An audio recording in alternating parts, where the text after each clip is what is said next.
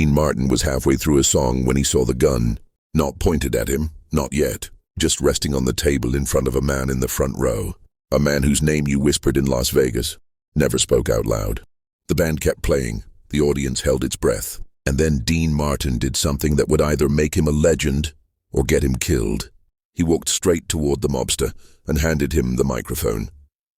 To understand what happened that night, you need to understand what Las Vegas truly was in 1965. It wasn't the family-friendly tourist destination plastered on billboards today. This was a city owned, operated, and controlled by organized crime.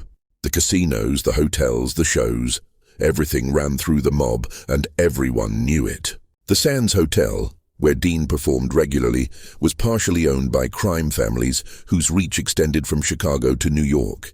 In this desert paradise, the house always won, because the house answered to men who killed without hesitation. Frank Sinatra, Dean Martin, Sammy Davis Jr., Peter Lawford, Joey Bishop. They called themselves the Rat Pack, and they ruled the Las Vegas Strip. But beneath the glamour and the laughter, they all understood the unspoken rules. You performed, you entertained, you kept your mouth shut, and you never, ever crossed the men who really ran the town. These entertainers walked a razor's edge every single night. One wrong word, one perceived insult, and a career could end. Or worse, a life. But Dean Martin wasn't like the others. He'd been born Dino Paul Crocetti in Steubenville, Ohio. A town where organized crime wasn't something you read about in newspapers. It was the landscape of everyday life. His father worked in a barbershop that served as a front for illegal gambling operations. Dean had grown up watching these men. He knew how they thought. He understood what they were capable of. And somewhere along the way, young Dino learned something crucial about survival. If you show fear, you're already finished. On stage, Dean Martin possessed something rare, something almost supernatural. A complete and total absence of fear. He wasn't arrogant.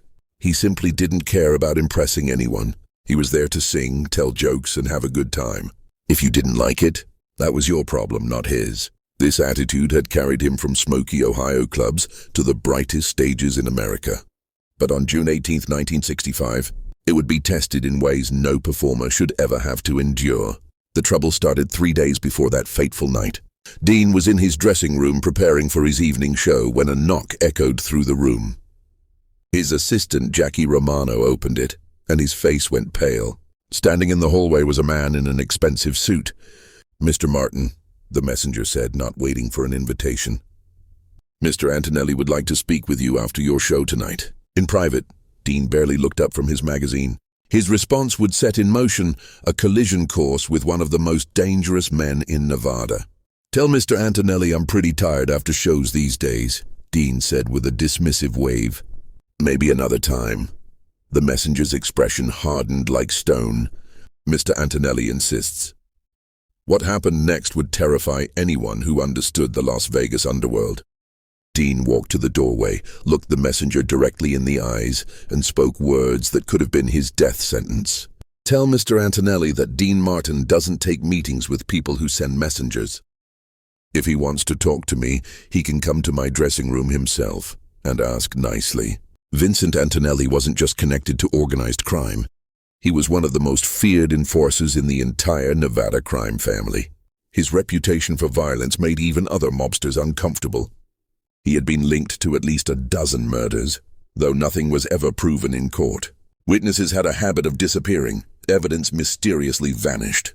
When Vincent Antonelli wanted to meet with you, you met with him, period. There were no exceptions.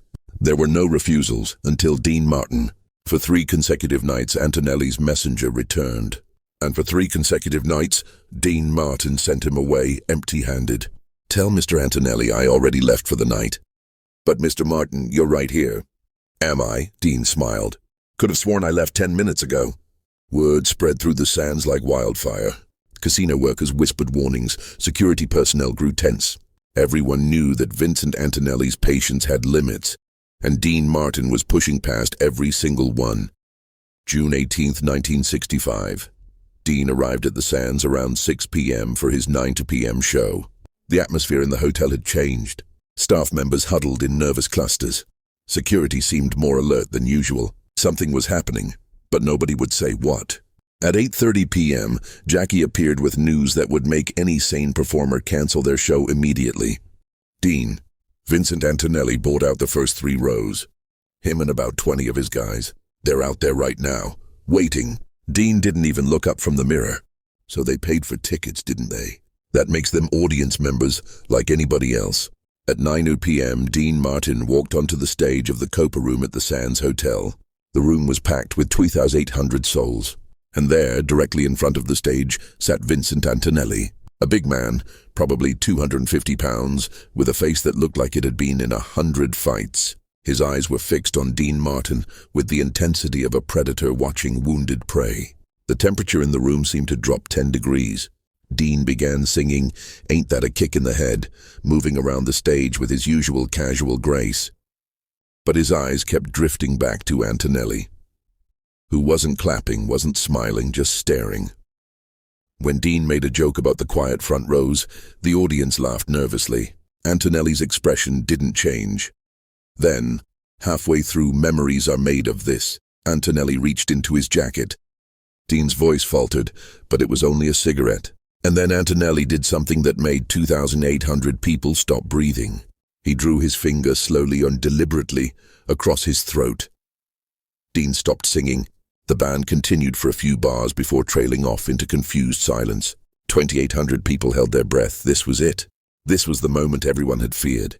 And then Dean Martin did something that defied every survival instinct known to man. He smiled. "Folks, we're going to take a little break from the planned program here. See, there's a gentleman in the front row who seems to have something he wants to express." He started walking toward the front of the stage. Dean Martin knelt down at the edge of the stage and extended the microphone toward the most dangerous man in Nevada. "Why don't you come up here and sing? You seem like you might have a nice voice. What do you say?" The silence stretched for an eternity. Everyone who knew Vincent Antonelli knew this was the moment. This was when he decided whether to kill you or not. The entire room waited. Security personnel positioned themselves. The future hung by the thinnest of threads. And then something incredible happened.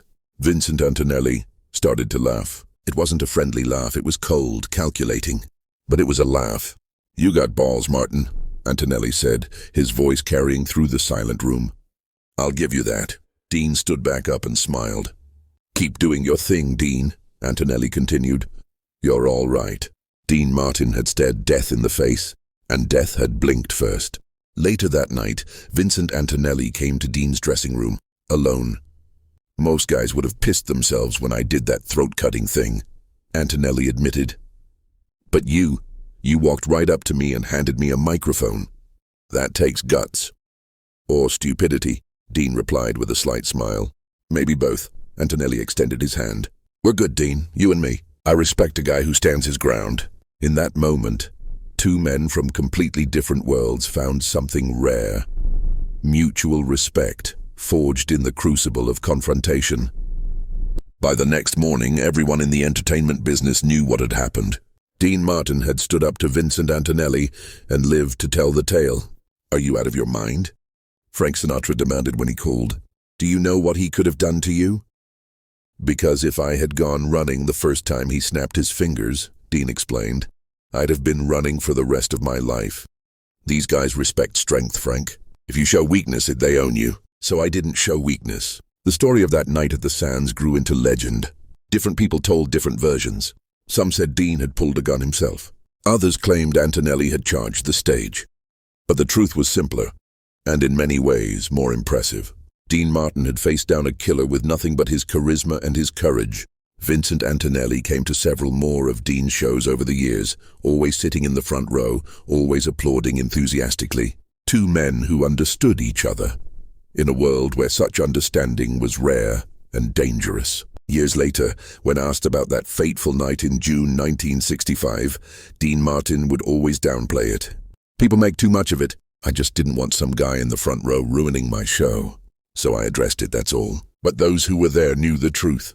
They'd witnessed something rare, a moment when courage and composure in the face of genuine danger revealed what a man was truly made of.